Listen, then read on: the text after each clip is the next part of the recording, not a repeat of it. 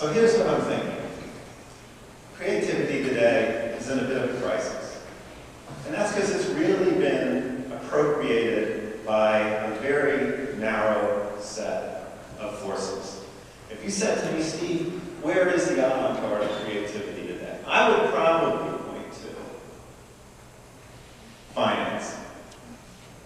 These guys are inventive. You got to give it to them. You have just got to give it to them. Yeah, you thought I was going to say the arts. No, I'm not. I'm going with the finance guys. They're the ones who say, okay, well, what is creative there? If you can make a financial instrument that kind of, at least temporarily, solves the paradox of high profits, minimal risk, that's pretty inventive. I got to give credit where credit is due, even if it's only going to work for a while and later, destroy the global economy. There are consequences, but that's not the point. You got to give them credit for the impact that they're having. And here's my problem, right? And we think about it whenever we think of creative economies or the appropriation of labor through the appropriation of creativity. Whenever we start thinking of these things, what it means to work outside the box, it comes down to profit, primarily, serving those shareholders. Every time, that seems to be what it comes down to. That if you're really being creative, it's enterprise and profit. That's going to be the measurement. That's the real value of when creativity is happening. And so that's what I really want to object to today. And talk about for a second, how do we get beyond these limits?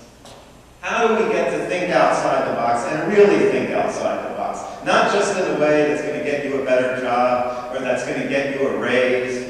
And in fact, the kind of creativity I want to talk about today probably won't get you rewarded at all. And it won't even be neutral. You'll probably get punished for it. Right? And depending on what you do, depending on how you use your creativity, sometimes it might be just a little bit of ridicule. Other times it might be a knock on the door and you're off to jail. Right? So, how is this done? How is this kind of culture hack to work? Actually, it turned up the sound.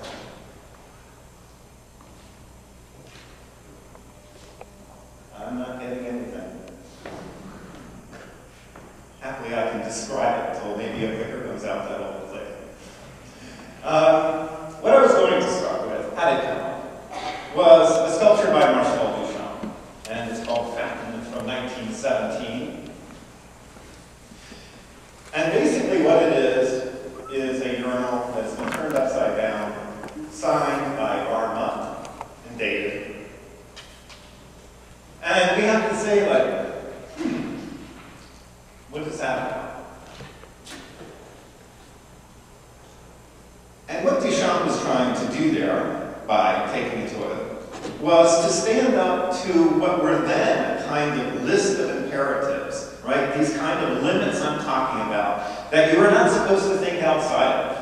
There are certain principles you had to follow, right? That art was going to be creative, it was going to be original, it was going to be inspired by the muse and made by your own hands.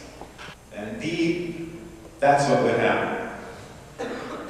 Duchamp was like, he was, if we're going to call him, at least in the art world, and I could do it anywhere, it doesn't matter what the discipline, we have great actors, right? But since we're talking arts, I'll talk about it from the artist's perspective.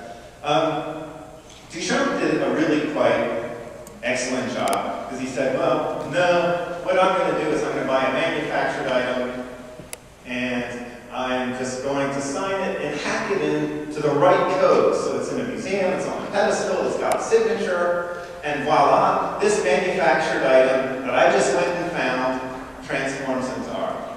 He repurposed it, he remade it. And that's what we can do, but we can take it to greater extremes perhaps.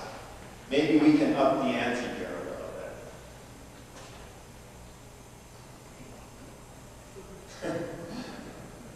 Maybe not, because this time you really do need the image. What's that?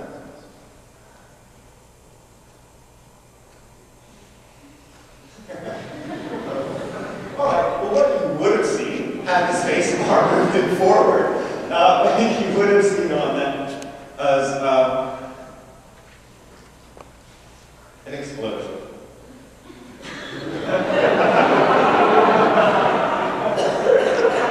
Okay, you got what I'm thinking. We're connected here.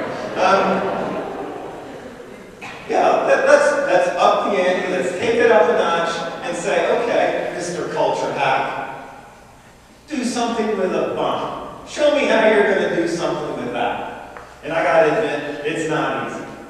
But I thought about it, and I thought this would be, let's go to the extreme. Let's use a very tough example. And as mentioned in the intro, I have done it with biotechnology, so you get a lot of trouble for that. I mean, anytime you start using something that's a profitable item, that there's interest in keeping a monopoly on, there can be trouble. And as we know with bombs, they are always connected to the institution of the military, and what the military is connected to are the state, and the state keeps a monopoly on violence, and so anyone else that uses an item that is emblematic of its monopoly can find themselves in some trouble.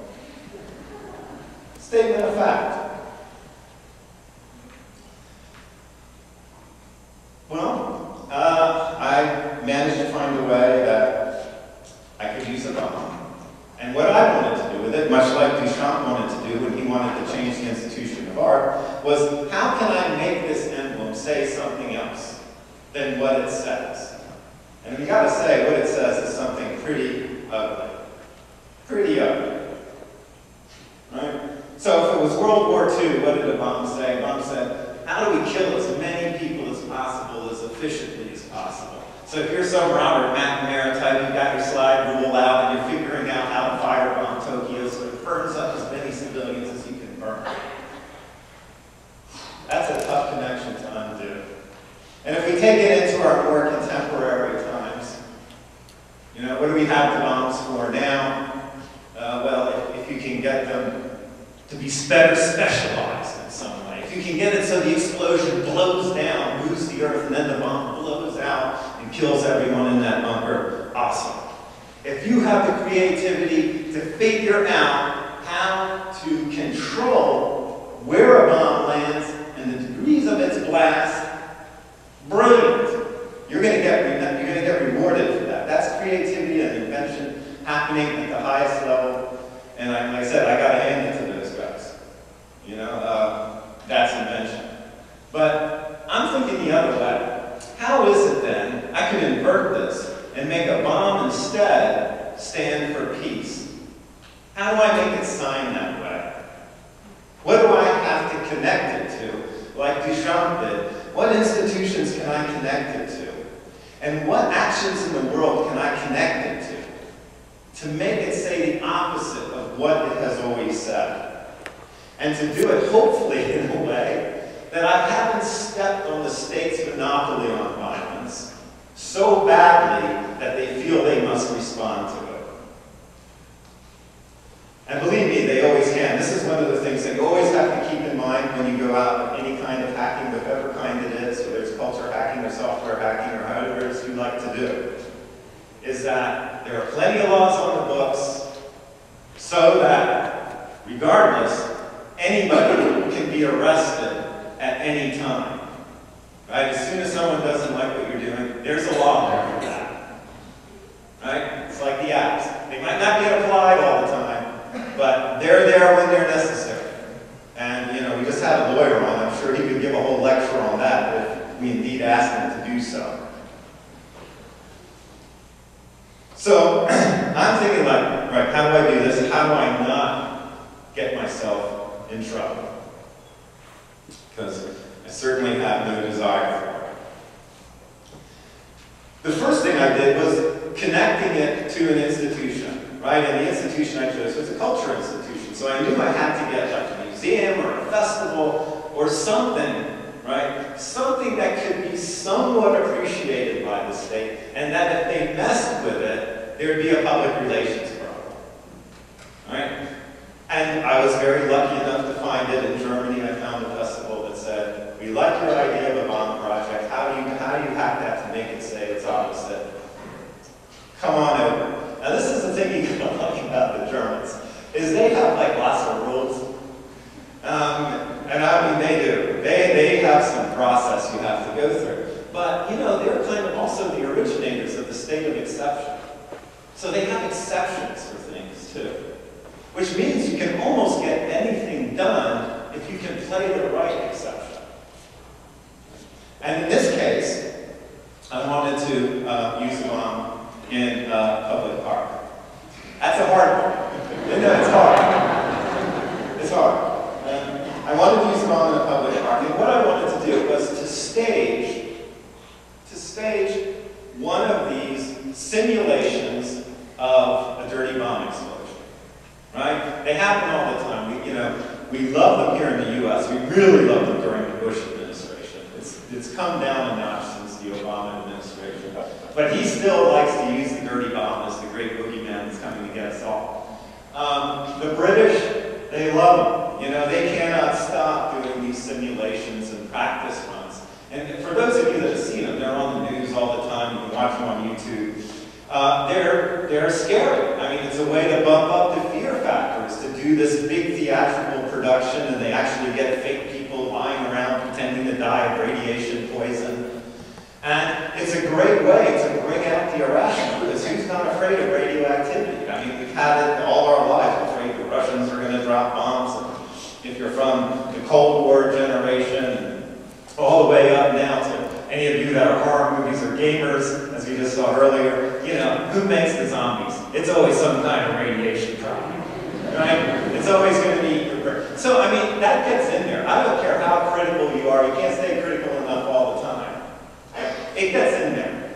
And so, I was going to try and do it and say, hey, I'm going to set off this bomb, which I did, and I did the big performance, and there's police everywhere, and fire people, and sirens going, and the lights are going, and bomb blows off, and we put all of this little dust to simulate, you know, so we could get this nice aerial production out of it, the big plume as these bombs are supposed to have. But after the explosion, immediately, what I connected to it, in the way Duchamp connected the urinal to the signature and to the podium, or the pedestal, was to bring out a nuclear physicist who basically set up and gave a brief 15-minute lecture on why the probability of this ever happening was so amazingly low. Right? And that really, this is just theater, folks. This is just pure theater. It was awesome because it gave people that kind of inoculation. Right? That the next time they see it, hopefully they're going to remember that physicist that I connected the bomb to saying, really, this is kind of a fairy tale. Right? That the only way this could really be done is by state actors. And if any of you have actually looked at kind of terrorist plans in RDB, they're ridiculous. Like my favorite one is they had piles of smoke detectors with some americium in it. And then they were poured gas on it and we're going to light them all on fire. That was it. It would have been a pain in the ass, but I mean, this is not like New York City will be closed down for 20 centuries, right? It's fairly regulated stuff to get gamma-emitting radiation. That's, the really disruptive kind. So this is what we are trying to get away from, to do these reconnections. And so, I ask you, as you think outside the box, to think about a different kind of creativity, a different kind of hacking. And as I said, I'm sorry you don't really get rewarded for it, but you can sleep at night. To think about this different kind, I'm going to give you incentive, because I know we're in a capitalist country, no one does things without incentives. And since I'm talking to students, what I want to say is this. For the longest time, the bottom 20% of economic distribution in the world was at zero. Because it's people that live on $1 a day or $2 a day, and they have good credit, and they can't build assets, so they're just at zero. Right? Now, thankfully, to you guys, students, the bottom 20% has moved into negative territory. It's now at minus 350 plus. You through your staggering debt, have almost single-handedly, there's been some other contributors, but almost single-handedly moved what it's been for centuries, the zero level of existence, into negative territory. So here's your first act of creativity, is thinking, is enterprise helping you? And I gotta wonder about that. So perhaps a different way is necessary. Perhaps a different way of thinking and using that creativity that each and every one of you have is something necessary, something important, and maybe it'll give you something actually more rewarding than a job. Thank you.